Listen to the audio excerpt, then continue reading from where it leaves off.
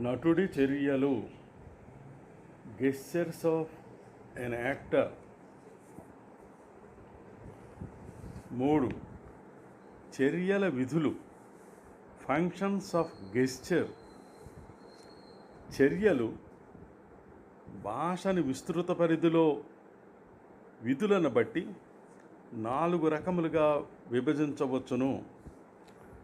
ఆ వివరించుట లేక అనుసరించుట, illustrative are ఇమిటేటివ్. ఆ సూచించుట, ఇండికేటివ్. ఈ ఒత్తి పలుకుట, ఎంఫటిక్. ఈ స్వచర్య, ఆర్టిస్టిక్.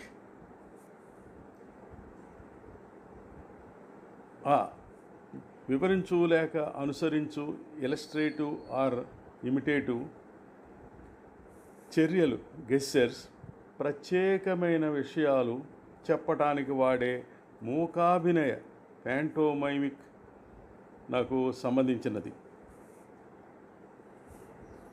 ఆ పెట్టె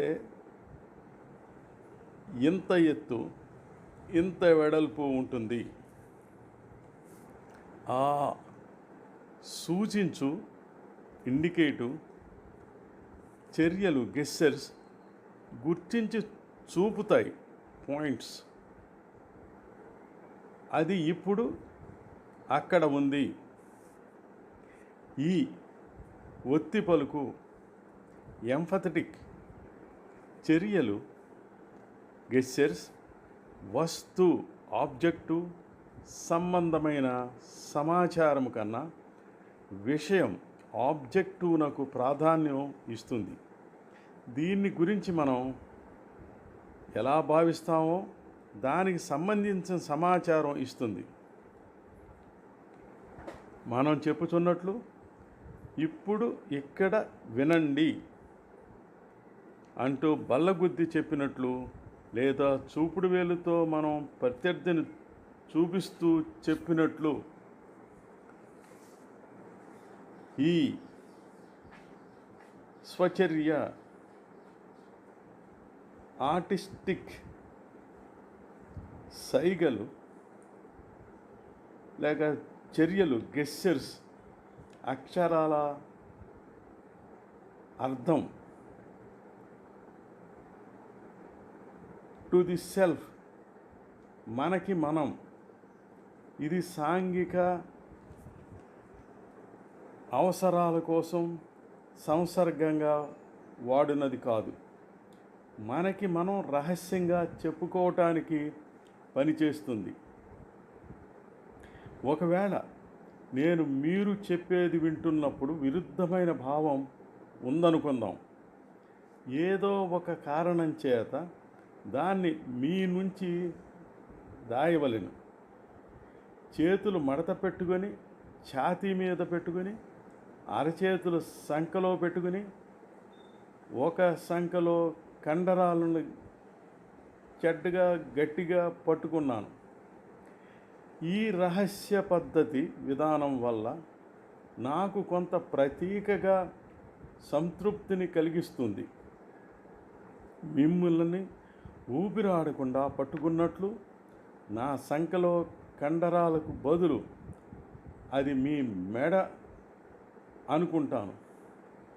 అటువంటి గెస్చర్స్ చర్యలు సాధారణంగా అంతర్గతమైనవి. మన చుట్టూ ఉన్న జనం ఇటువంటివి తరచుగా స్పృహలో లేకుండగానే కనుగొంటారు, గుర్తిస్తారు. నా విరుద్ధమైన భావాలను ఎంత దాయాలనుకున్నా ఆ విధంగా మీరు కూడా కొద్దిగా తెలుసుకుంటారు. నిజానికి చర్యలు గెస్చర్స్ ఇలా 4 రకాలుగా సాధనలో ఉండవు. మనం తెలుసుకోవటానికి సులభంగా చేసుకున్న విభజన మాత్రమే ఇది. సాధారణంగా 2 లేక 3 పనులు కలిసి ఒకేసారి జరుగుతుంటాయి. ఎక్సర్సైజ్, అభ్యాసం, భౌతిక చర్యల దృశ్యము, ఫిజికల్ గెస్చర్ సీన్. ఎక్కువగా భౌతిక చర్య గలది చిన్న చర్యను ఎంపిక చేసుకొనుము. దానిని 4 సార్లు ప్రదర్శించుము. ప్రతిసారి ఒక్కొక్క రకము చర్య గెస్చర్ ఉపయోగించవలెను. ఉదాహరణ, మీరు బరువైన పెట్టెను ఒక గదిలో ఒక ప్రక్క నుంచి మరో ప్రక్కకు మోసుకొని వెళ్ళే చర్య మీరు చేయాలి. దానివల్ల ఎత్తుతున్నట్లు వివరించుము. ఇలస్ట్రేట్. మీరు నిజంగా చేయకుండానే ఏ విధంగా చేశారో మాతో చెప్పాలి. మీరు మాటలు ఉపయోగించుకుంటూ భౌతిక చర్యలతో కలిసి చెప్పవచ్చును. దాన్ని ఎత్తుతున్నట్లు సూచించుము. ఇండికేటివ్.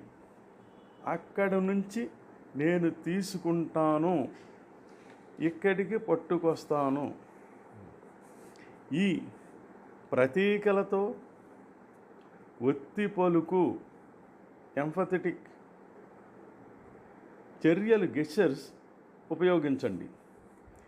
వివరించు ఇలస్ట్రేట్ నవి కాదు. బరువైన పెట్టెను ఎత్తడానికి ఎలా అనుభవించారో మీరు చూపిస్తూ మాకు చెప్పండి. ముఖ్యంగా మీ వాచకం ఏ విధంగా ప్రభావితమైనది చూపండి. ఈ చివరిగా చర్యను ప్రతీకగా ప్రదర్శించండి మరియు రహస్యముగా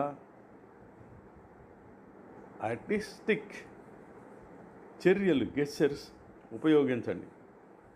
ఉదాహరణ, పెట్టె ఎత్తడానికి బదులుగా విఘ్నము కలిగించే మీ బెల్టును లేపండి. ఈ 4 రకముల అనుభవములను సరిపోల్చి చూసుకొనుము.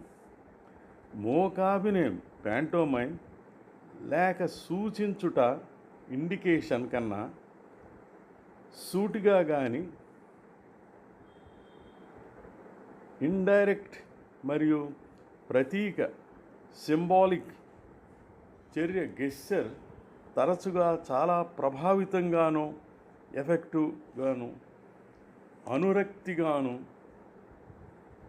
ఇంట్రెస్టింగ్గాను ఎందుకు ఉంటుందో మీరు గమనించారా? మరికొన్ని విషయాలు మరో భాగంలో